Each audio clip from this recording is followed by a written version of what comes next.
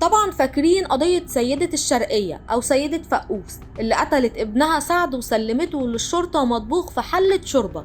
وطبعا كلنا استغربنا جدا ازاي أم تعمل في ابنها كده، وعرفنا خلافاتها مع جوزها وأهلها ونفسيتها اللي ساءت جدا بعد وفاة والدها. هنكمل باقي التفاصيل النهاردة من واقع التحقيقات، والجزء الأول من القضية موجود على القناة وهتلاقوا اللينك في الديسكريبشن تحت. بعد تقرير مستشفى العباسية ان هناء سليمة وانها قتلت ابنها وهي في كامل وعيها، وهي كمان قالت في المحكمة انا مش مجنونة وما تطلعوش عليا سمعة، انا غلطت وندمانة ومش هعمل كده تاني ودي اخر مرة هعملها. طلب المحامي عرض هناء على لجنة خماسية مكونة من 5 من اساتذة الطب النفسي للتحقق من سلامة قواها العقلية، وانه متأكد انها مش طبيعية بشهادة الشهود اللي قالوا ان هي دايما بتصرخ بالليل وبصوت عالي وبطريقة هستيرية، وانها بتحب ابنها بجنون، وان دايما كانت خايفة على ابنها ان حد يحط له سم في الاكل او حتى يأذيه او ان ابوه يخطفه، بس كان خوف هستيري وزيادة عن الطبيعي. اللجنة الخماسية مشكلة من اكبر اساتذة الطب النفسي، هم الدكتورة فاطمة محمد شريف استاذة ورئيسة قسم الطب النفسي في الزقازيق، والدكتور وائل محمد احمد استاذ الطب النفسي في الزقازيق، الدكتور محمد جمال سحلو والدكتور اسامة محمود يوسف اساتذة طب نفسي في الزقازيق، الدكتورة وفاء عبد الحكيم محمود البهائي في جامعة المنصورة. والأسئلة كلها كانت موجهة لأستاذة فاطمة لأن هي المسؤولة عن الحالة،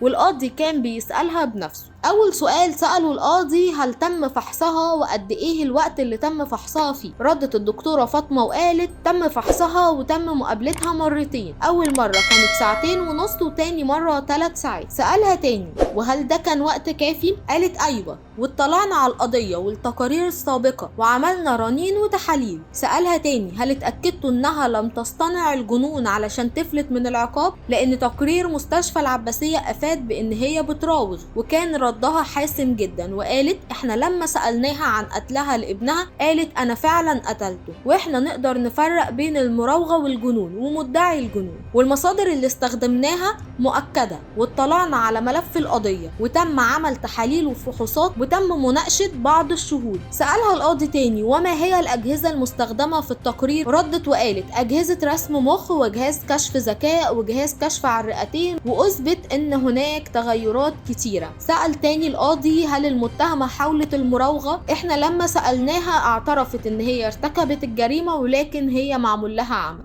سأل القاضي ليه مستشفى العباسية قالت انها سليمة وانتوا قلتوا ان هي عندها مشاكل ومش طبيعية؟ الدكتورة قالت احنا قلنا اللي شفناه وشخصناه. تقرير اللجنة الخماسية اثبت فيه ان هي بتعاني من اضطراب في التفكير والشكوك المرضية، وان هي اتنقلت لبيت عاشت فيه لمدة سنة وبيت فعلا ما ينفعش حد يعيش فيه، وكانت بتخاف تاخد اكل حتى من اقرب الناس ليها لان هي خايفة على نفسها ان هي تتسمم هي او ابنها، وكانت عاملة جوه البيت اللي عايشة فيه حفرة عشان تدفن فيها هي وابنها، وما كانتش بتأكل ابنها خالص عشان عندها هاجس ان في حد عايز يقتلها هي وابنها. النيابة سألت ما هي الشكوك المرضية والاضطراب؟ وكان الرد الشكوك هي وجود افكار ان في ناس عايزة تقتلها وتعذبها، ووجود ضلالات بالاضطهاد غير منطقية وغير قابلة للتغيير، هي مقتنعة جدا بافكارها. سأل تاني ازاي اقتنعتوا بالتشخيص من ردودها وافعالها وافكارها؟ هل 5.5 ساعات كانوا كافيين؟ وكان الرد ايوه.